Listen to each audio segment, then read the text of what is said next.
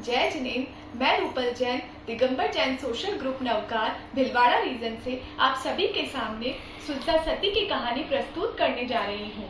एक समय की बात है, मगध देश में राजा श्रेनिक राज्य करते थे, जो कि बहुत ही पराक्रमी और प्रतिभाशाली थे। उनके रथ के सारथी का नाम था नाग। नाग के एक बहुत ही रूपवती और गुणवती प्राण प्रिया थी, जिनका नाम था सुलसा।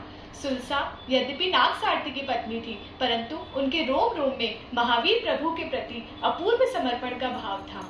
उनके वचनों पर उन्हें पूर्ण श्रद्धा थी।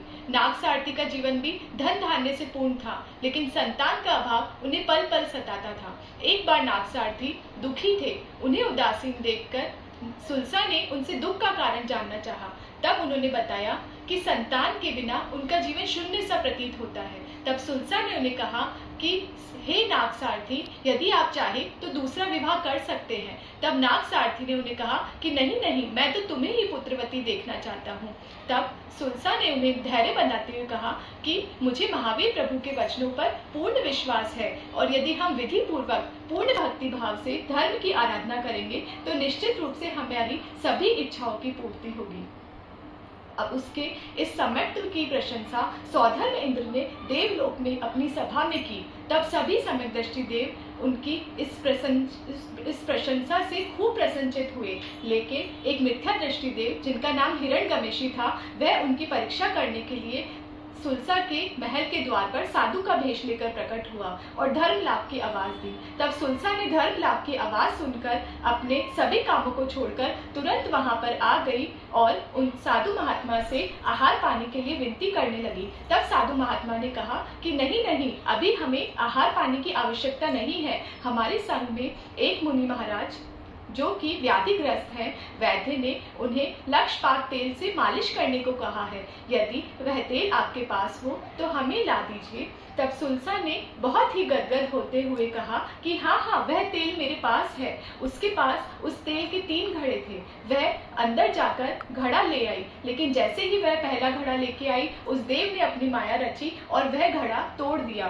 तुरंत वह अंदर जाकर दूसरा घड़ा ले आई, तब वह घड़ा भी देव ने अपनी माया से फोड़ दिया, और तीसरा घड़ा लाने पर भी देव ने उस घड़े को भी फोड़ दिया।